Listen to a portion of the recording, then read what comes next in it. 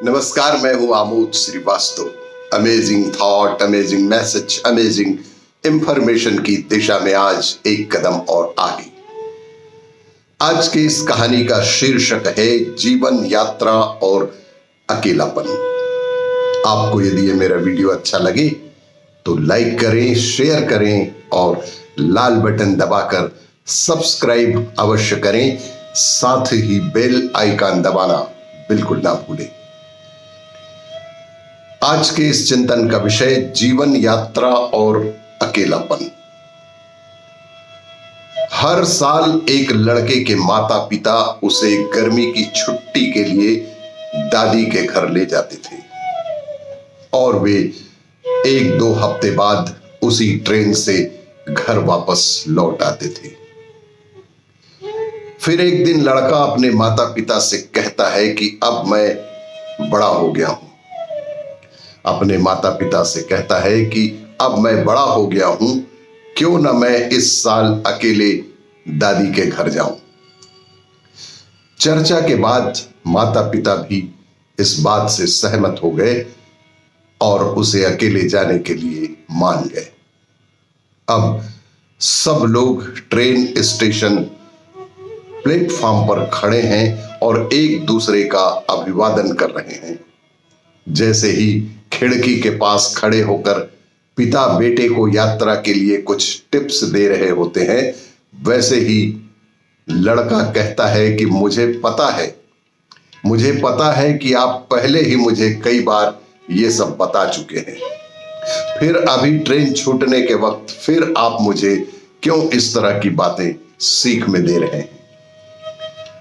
Train छूटने वाली है और पिता फुसफुसाते हुए बोले, मेरे बेटे, अगर आपको अचानक डर लगे तो यह आपके लिए है।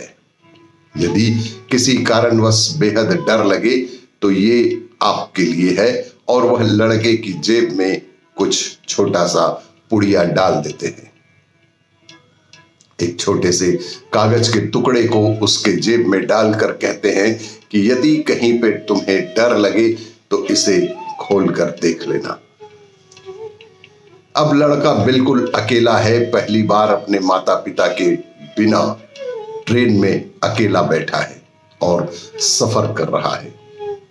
वह खिड़की से रास्ते के दृश्यों को देखता हुआ बेहद प्रसन्नचित्त होकर यात्रा करता रहा। कुछ देर बाद उसके आसपास के लोग उधम मचाते हैं, शोर करते हैं, डिब्बे में प्रवेश करते हैं और बाहर निकलते हैं।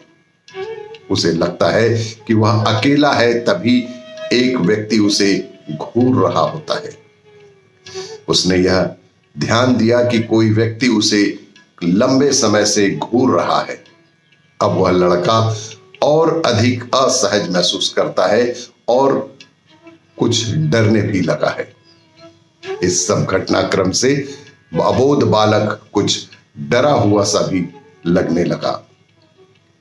वह अपना सिर नीचे कर लेता है, सीट के एक कोने में झपकी लेने की कोशिश करता है। उसकी आंखों में आंसू आ जाते हैं। वह बेहद डरने लग जाता है। उस समय वह अपने पिता को अपनी जेब में कुछ डालते हुए याद करता है और बेहद कांपते हाथ से वह कागज के इस टुकड़े को देखना चाहता है और उसने उसे खोलकर देखा तो उसमें लिखा था कि बेटा, चिंता मत करो, मैं अगले डिब्बे में हूं। ऐसा ही जीवन में भी होता है। ठीक ऐसा ही हम सबकी जीवन में भी होता है कि जब ईश्वर ने हमें इस संसार में भेजा है तो उसने स्वयं ही हम सभी एक पत्र देकर भेजा है।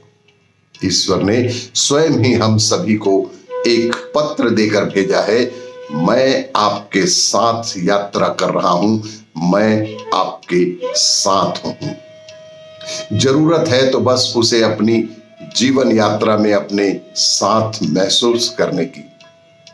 तो बस घबराओ मत, उदास मत हो, उस पर पूरा पूरा विश्वास करो, उस पर विश्वास रखो। हमारी यात्रा के दौरान भगवान भी हमेशा अगले डिब्बे में हमारे साथ ही हैं। आपको ये मेरा वीडियो अच्छा लगे तो लाइक करें, शेयर करें और सब्सक्राइब अवश्य करें। धन्यवाद।